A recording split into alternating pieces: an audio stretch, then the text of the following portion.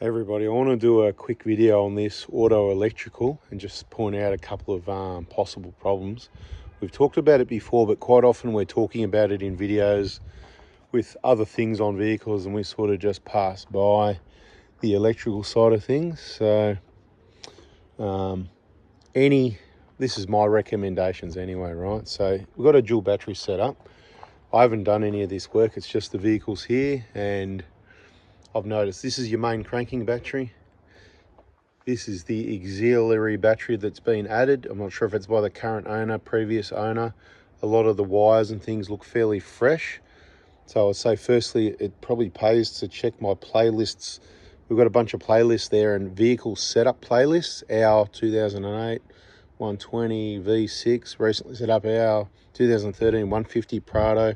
Shows you the batteries, the K-on brackets with the fuse holders, and all the quality wiring. Now, first thing, so let's look at the main battery. I don't know how good that connection is. Not bad. Let's come to this one.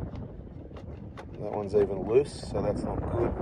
I don't know about the other side. Yep, same thing. It's just sitting there, so that's not good.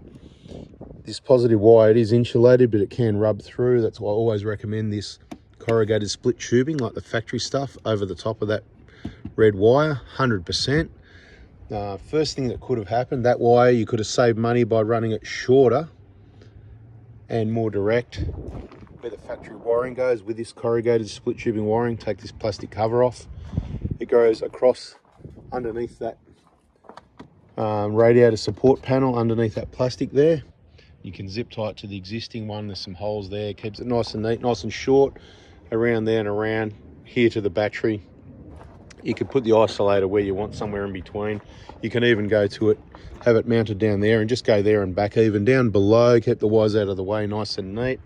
I don't do this stuff, by the way, because it's very time consuming. There's only one of me and I'm already busy doing the things that I do, helping as many people as possible. And that is trying to encourage you to watch the video so you can help yourself, because it is hard to get people to do things right.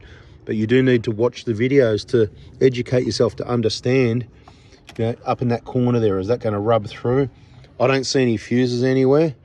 Let's just have a bit of a look. So this hanging around, hot pipes here, it's all right at the moment, not too close, but corrugated split tubing and tucked up above or below that one and nicely zip tied in behind it. Little bit hangy there towards that hot heater pipe. Just a quick video, just want to give you a bit of an idea while it's here. Let's just follow that one around. So let's say that's all right for now, comes around here. I just don't see any fuses anywhere. Direct to I think that's a lithium battery by the looks of it, you know. Not secure either, but they can be quite volatile. You know, everyone's got a different opinion on that. I don't want to argue about that either.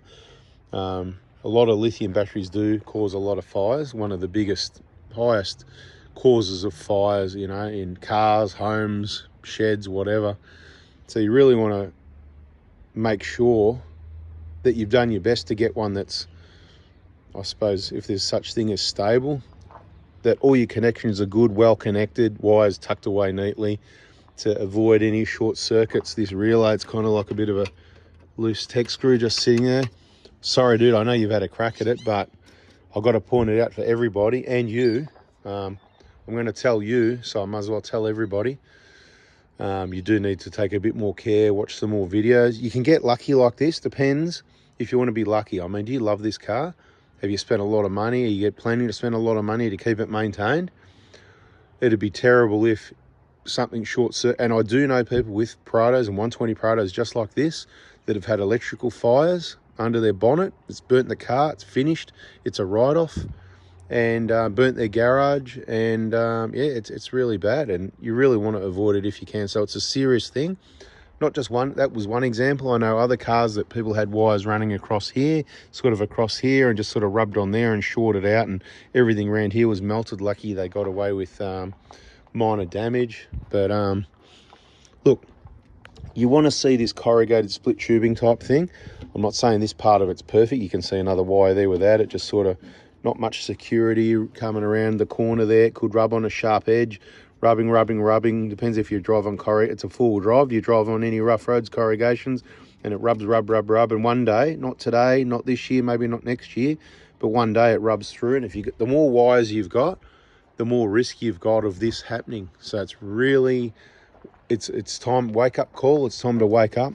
Ideally, you want relays to be, I had to push that in, right? That wasn't, but you want them to be mounted the right way so that any moisture in them drain out as well, ideally. That's probably not too bad. It's probably okay. But you can put them further away. You can put them, you know, down. And these kits often come with a whole heap of wire. And I suppose that's good because then it fits. But see, it's all stuffed in there, wires next to hot radiators. And again, not ideal. I know you wanted the light bar. There's a King's light bar up on top here, you know, and the spotties and whatever. But this is what I'm saying. It's really time consuming to install this sort of stuff because of the time it takes to think and place everything in its correct position. Ideally not wrapping it, stuffing it all in around the battery, right? So, sorry, don't take it personally because everybody does this. A lot of people do this. Professionals do this. So careful where you take your vehicle. And I'm not even mentioning the fact that those red wires are just unsightly and just doesn't look anything like a factory setup. Let's just go and have a quick look at one of my 120s just to compare and give you a rough idea what you should be looking to head towards. This one does happen to be the replacement V6. When I say replacement, we've got a collection of vehicles. We've got 3 of the 1KD diesels. And one of them, this one parked alongside, is retiring from off-road. It's done nearly 500,000 Ks. It's in awesome condition. And I don't want to keep it that way. It's been shaken up enough for the last 500,000 Ks. This one's had a pretty easy life. And it happens to have this engine in it. It's one engine I wanted to add to the collection of Prados we have here. And it's the only other 120 we've got, so everything off that 120 is coming into this one. But the battery setup, and this isn't ideal. It had a different battery in when I did this. So this was set up to go to a added on battery terminal like this. This has actually got the extra terminal, so I'll make up another one of these. But you get the point. Kaon.com.au for the fuse holder if you want that. These little fuse holders you can get. That's not the battery bracket. It goes on top of the factory battery bracket. And all your wiring labeled, just nice and neat so you know what's going on where. There's no wires hanging there. There's no big ugly red wires. Like I said, where does it go? I should turn the light on, shouldn't I? Better, right? So, e.g., there's not a lot going on here yet, and I like to keep it minimal. This one's the extra one for the compressor. Again, it had a different battery in it, and this terminal was here in the wrong spot on the old battery. Now I've put the right battery.